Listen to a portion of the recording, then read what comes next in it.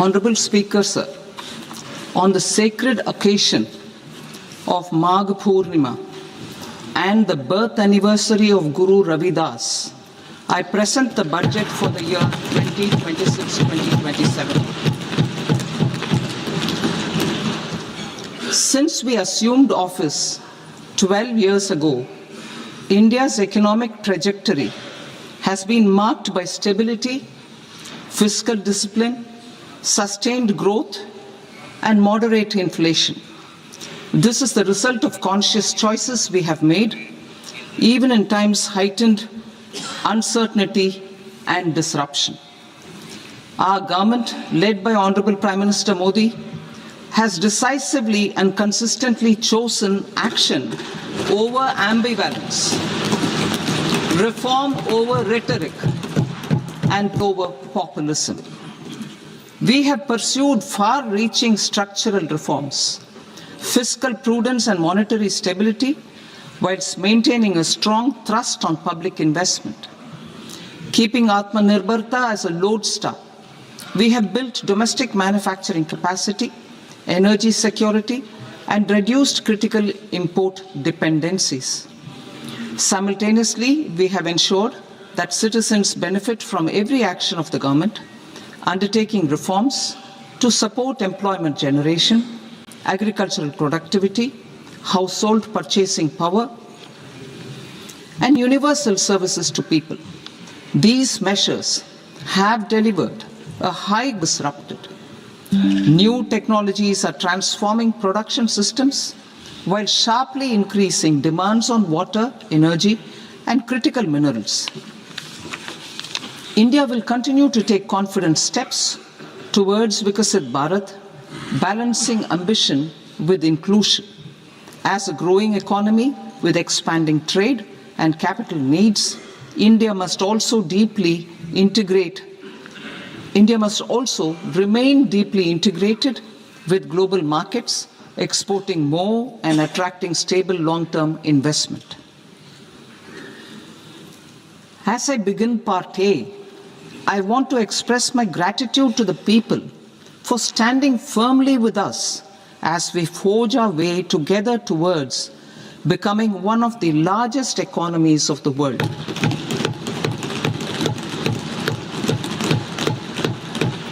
Our aim is to transform aspiration into achievement. And in Vikasit Bharat Young Leaders Dialogue 2026, several innovative ideas were shared with our Prime Minister, which have inspired many of the proposals, making this a unique Yuva Shakti-driven budget. Our government's sankalp is to focus on our poor, underprivileged, and the disadvantaged. To deliver on this sankalp, and given that this is the first budget prepared in Kartavya Bhavan, we are inspired by three Kartavya. Our first Kartavya is to accelerate and sustain economic growth by enhancing productivity and competitiveness and building resilience to volatile global dynamics. Our second Kartavya is to fulfill aspirations of our people and build their capacity, making them strong partners in India's path to prosperity. Our third Kartavya, aligned with our vision of Sabka Saath, Sabka Vikas, is to ensure that every family, community, region, and sector has access to resources, amenities, and opportunities for meaningful participation. This threefold approach requires a supportive ecosystem. The first requirement is to sustain the momentum of structural reforms, continuous, adaptive, and forward-looking. Second, a robust and resilient financial sector is central to mobilizing savings, allocating capital efficiently, and managing risks. Third, cutting-edge technologies, including AI applications, can serve us as force multipliers for better governance. Reform Express. Our government has undertaken comprehensive reforms towards creating employment, boosting productivity, and accelerating growth. After the Prime Minister's announcement on Independence Day in 2025, over 350 reforms. This includes GST simplification, notification of labor codes, and rationalization of mandatory quality control orders. High-level committees have been formed, and in parallel, the central government is working with the state governments on deregulation and reducing compliance requirements. The Reform Express is well on its way and will maintain its momentum to help us fulfill our kartavya. I now move to specific proposals. Under our first kartavya, to accelerate and sustain economic growth, I propose interventions in 6 areas. 1. Scaling up manufacturing in 7 strategic and frontier sectors. 2. Rejuvenating legacy industrial sectors. 3. Creating champion MSMEs. 4. Delivering a powerful push for infrastructure. 5. Ensuring long-term security and stability. And 6. Developing city economic regions. Scaling up of manufacturing in 7 strategic and frontier sectors. Biopharma Shakti, meaning biopharma strategy for health advancement through knowledge, technology, and innovation. India's disease burden is observed to be shifting towards non-communicable diseases like diabetes, cancer, and autoimmune disorders. Biologic medicines are key to longevity and quality of life at affordable costs. To develop India as a global biopharma manufacturing hub,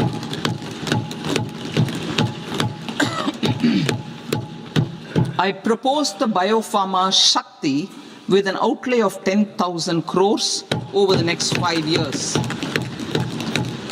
This will build the ecosystem for domestic production of biologics and biosimilars.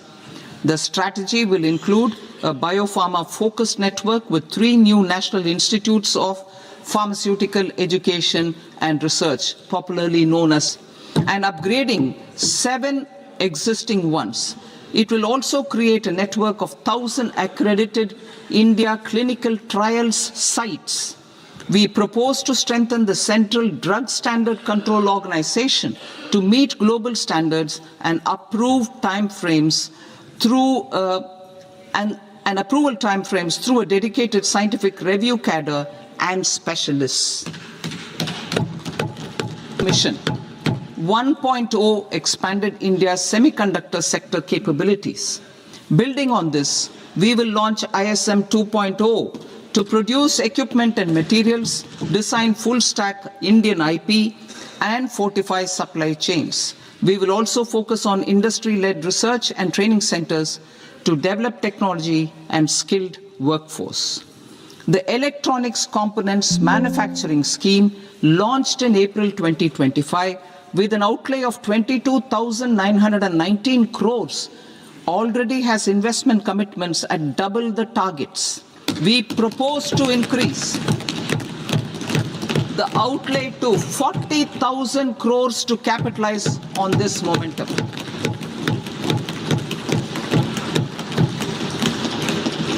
A scheme for rare earth permanent magnets was launched in 2025 November. We now propose to support the mineral-rich states of Odisha, Kerala, Andhra Pradesh, and Tamil Nadu to establish dedicated rare earth corridors to promote mining, processing, research, and manufacturing. To enhance domestic chemical production and reduction import dependency and reduce import dependency, we will launch a scheme to support states in establishing 3 dedicated chemical parks through challenge route on a cluster-based plug-and-play model. Strong capital goods.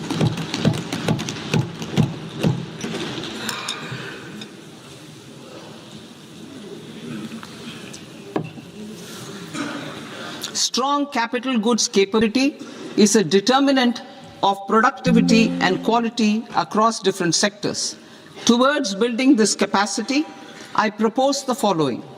High-tech tool rooms will be established by central public sector enterprises at 2 locations as digitally enabled automated service bureaus that locally design, test, and manufacture high-precision components at scale and at lower cost. 2. A scheme for enhancement of construction and infrastructure globally competitive container manufacturing ecosystem with a budgetary allocation of 10,000 crores over a 5-year period. For the labor-intensive textile sector, I propose an integrated program with 5 subparts. 1. The National Fiber Scheme for self-reliance in natural fibers, such as silk, wool, and jute, man-made fibers, and new age fibers. Textile expansion and employment scheme to modernize traditional clusters with capital support for machinery, technology upgradation, and common testing and certification centers. 3. The National Handloom and Handicraft Program to integrate and strengthen globally competitive and sustainable textiles and apparels. Samarth 2.0 to modernize the upgrade the textile skilling ecosystem through collaboration with industry and academic institutions.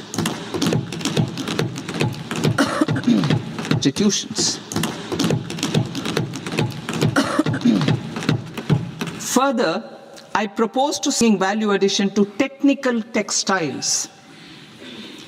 I propose to launch the Mahatma Gandhi Gram Swaraj initiative to strengthen khadi, handloom, and handicrafts.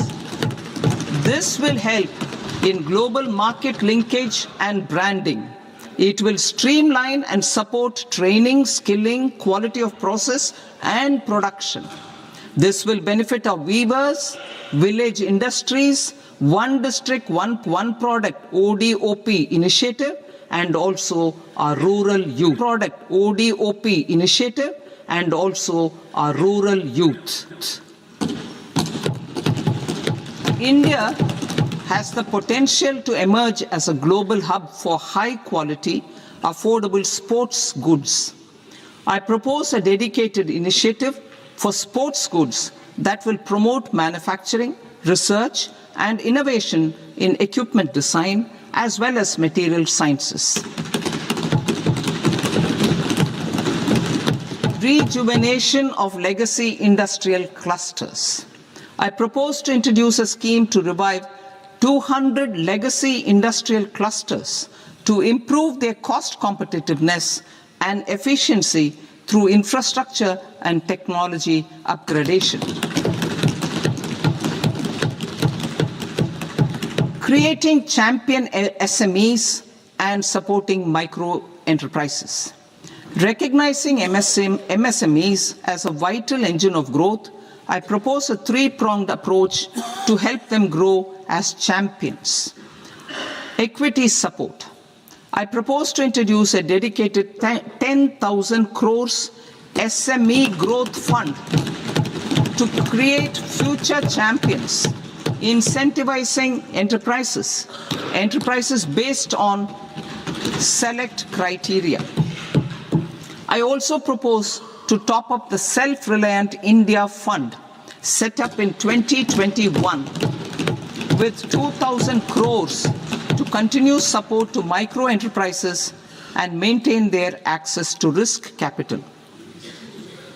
Liquidity support. With TREDS, more than 7 lakh crore has been made available to MSMEs. To leverage its full potential, I propose 4 measures. 1. Mandate TREDS as the transaction settlement platform for all purchases from MSMEs by CPSEs,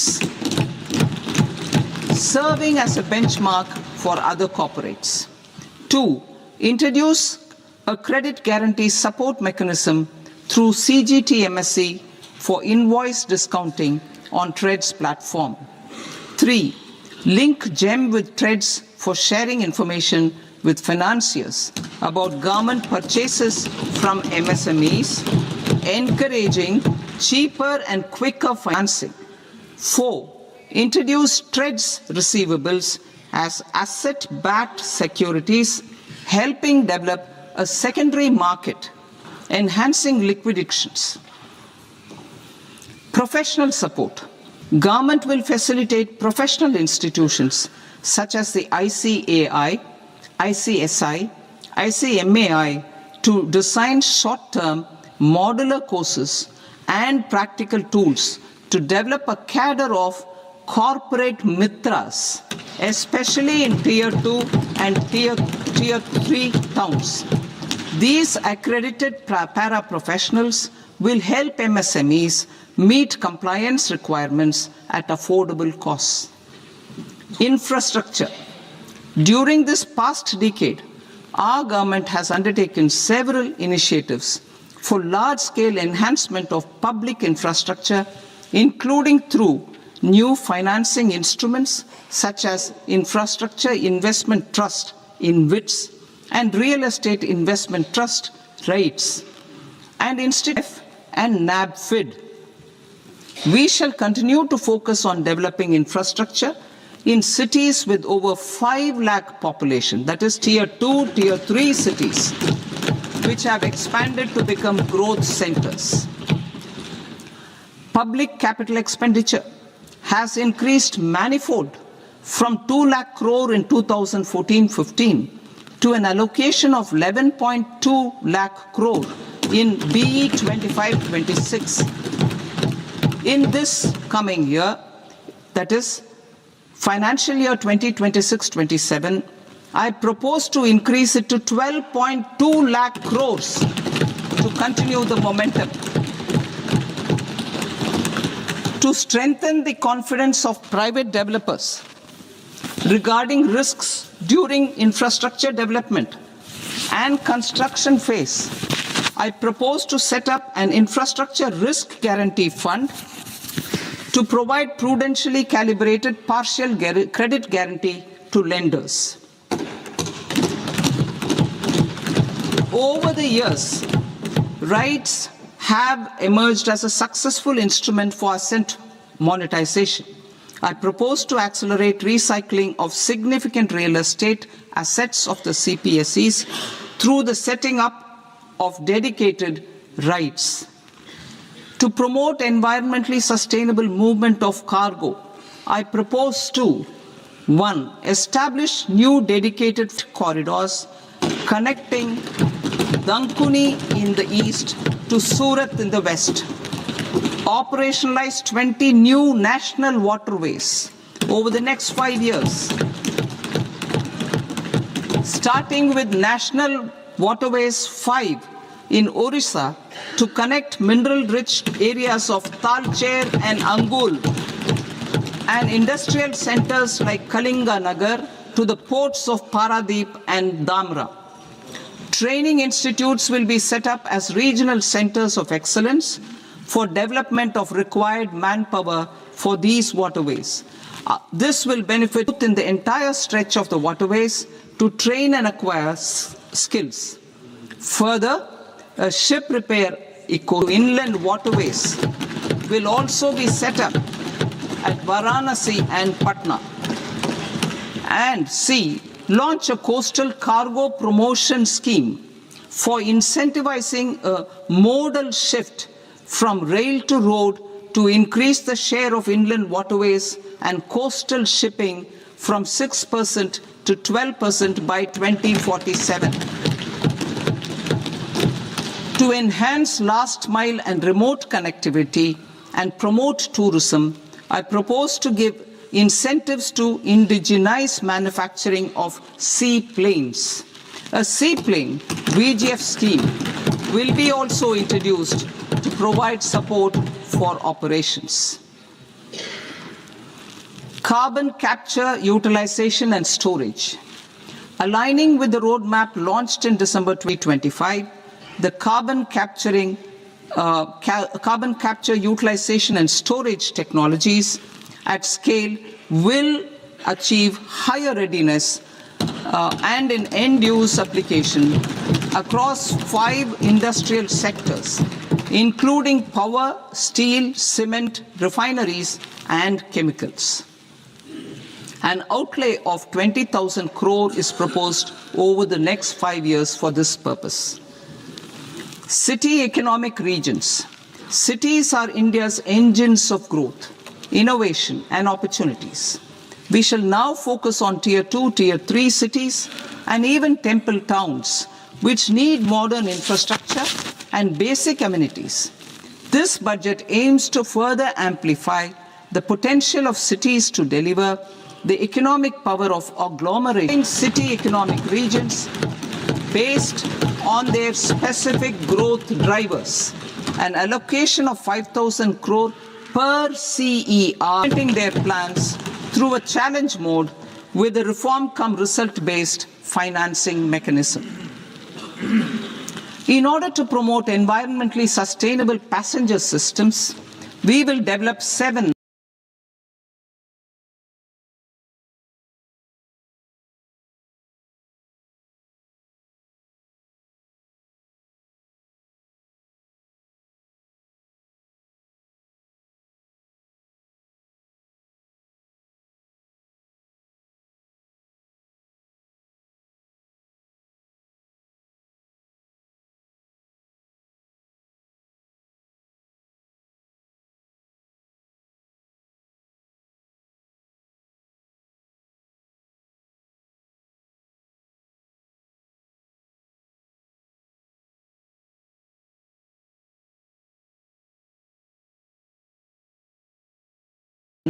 high-speed rail corridors between cities as growth connectors, namely Mumbai to Pune, Pune to Hyderabad, Hyderabad to Bengaluru, Hyderabad to Chennai, Chennai to Bengaluru, Delhi to Varanasi, Varanasi to Siliguri.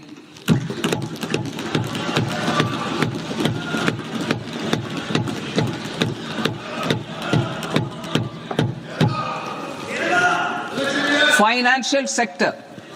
The Indian banking sector today is characterized by strong balance sheet, historic highs in profitability, improved asset quality, and coverage exceeding 98% of villages in the country. At this juncture, we are well placed to futuristically evaluate the measures needed to continue on the path of reform-led growth of this sector. I propose setting up a high-level committee on banking for Vikasit Bharat.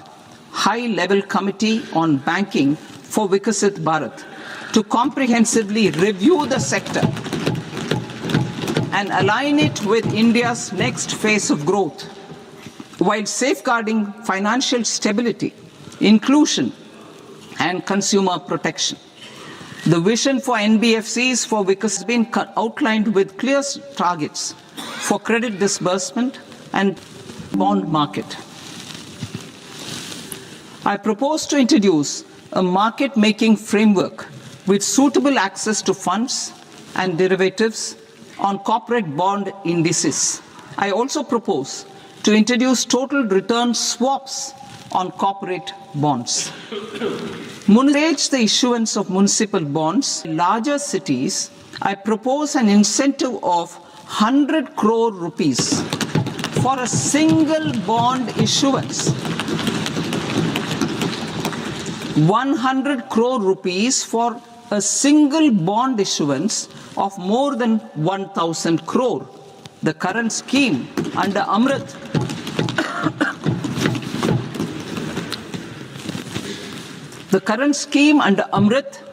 which incentivizes issuances up to 200 crores only, support smaller and medium towns. That will also continue.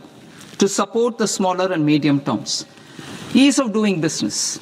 Individual persons resident to invest in equity instruments of listed Indian companies through the portfolio investment scheme. It is also proposed to increase the investment limit for an individual PROI under the scheme from 5% to 10%, with an overall investment limit for all individual PROIs to 24% from the current 10%. Emerging technologies including AI. 21st century is technology-driven. Adoption of technology is for the benefit of all people. Farmers in the field, women in STEM, youth keen to upskill, and Divyangjan to access newer opportunities. The government has taken several steps to support new technologies through AI Mission, National Quantum Mission, Anusandhan, and Research and Development, and Innovation Fund. Our second kartavya is to fulfill aspirations and build capacities. Close to 25 crore individuals have come out of multi-dimensional poverty through a decade of our government's sustained and reform-oriented efforts.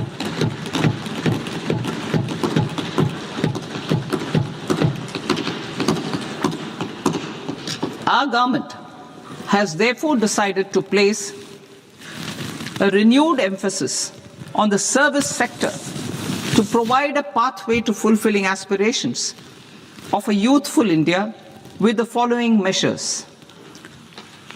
I propose to set up a high-powered education to employment and enterprises standing committee to recommend measures that focus on services, a core driver of Vikasit Bharat. This will make us a global leader, including AI, on jobs and skill requirements, and propose measures thereof. To create a range of skilled career pathways, a new range of skilled career pathways for our youth, I propose interventions in the following sectors. Health. Existing institutions for allied health professionals will be upgraded and new AHP institutions established in private and government sectors. This will cover 10 selected disciplines, including optometry, radiology, anesthesia, applied psychology, and behavioral health, and add 1 lakh AHPs over the next 5 years. A strong care system covering geriatric and allied care services will be built. A variety of NSQF-aligned programs will be developed to train multi-skilled caregivers, core care, and allied skills such as wellness, yoga, and operation of medical assistive devices. In the coming year, 1.5 lakh caregivers will be trained.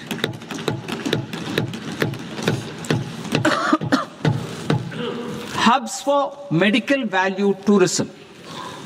To promote India as a hub for medical tourism services, I propose to launch a scheme to support states in establishing 5 regional medical hubs in partnership with the private sector.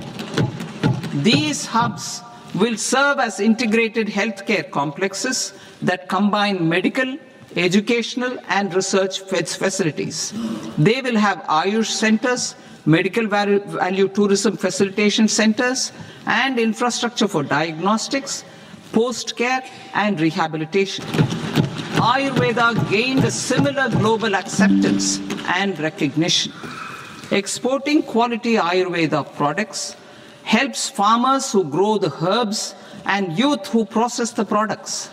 To meet growing global demand, a few more steps are being taken. I propose to 1. Set up 3 new All India Institutes of Ayurveda. 2. upgrade Ayush pharmacies and drug testing labs for higher standards of certification ecosystem and make available more skilled personnel. 3. Upgrade the WHO Global Traditional Medicine Center in Jamnagar to bolster evidence-based research, training and awareness for traditional medicine. Animal husbandry. Livestock contributes to close to 16% of farm income, including of poor and marginal households. To scale up availability of veterinary professionals by more than 20,000, I propose to roll out a loan-linked capital subsidy support scheme for establishment of veterinary and para-veterinary colleges, veterinary hospitals, diagnostic laboratories, and breeding facilities in private sector. Collaboration between Indian and foreign institutions will also be facilitated. India's animation, visual effects, gaming and comics sector, AVGC sector, is a growing industry projected to require 2 million professionals by 2030. I propose to support the Indian Institute of Creative Technologies, Mumbai, in setting up AVGC content creator labs in 15,000 secondary schools all over the country and 500 colleges. The Indian design industry is expanding rapidly, and yet there is a shortage of Indian designers. I propose to establish, through Challenge Route, Institute of Design to boost design education and development in the eastern region of India. Education. Our government will support states through Challenge Route in creating 5 university townships in industrial and logistics corridors. These planned academic zones will host multiple universities, colleges and research institutions, skill centers and residential complexes. In higher education, STEM institutions, prolonged hours of study and laboratory work pose some challenges for girl students. Through VGF, Viability Gap Funding and capital support, one girls' hostel will be established in every district.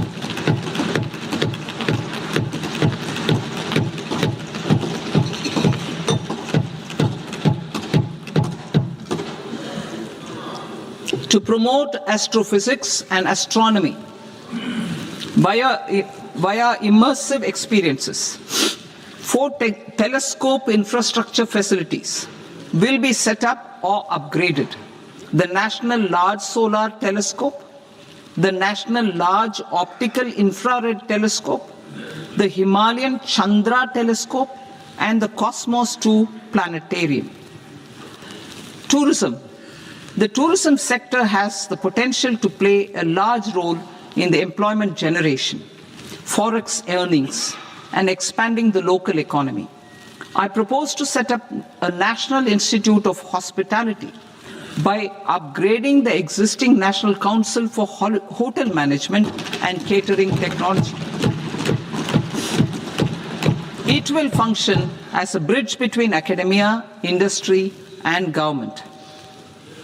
I also propose a pilot scheme for upskilling 10,000 guides in 20 iconic tourist sites through a standardized, high-quality, 12-week training course in hybrid mode in collaboration with Indian Uttarakhand and Jammu Kashmir. Also in Araku Valley in the Eastern Ghats and Podigai Malai in the Western Ghats. Testing sites in the coastal areas of Odisha, Karnataka and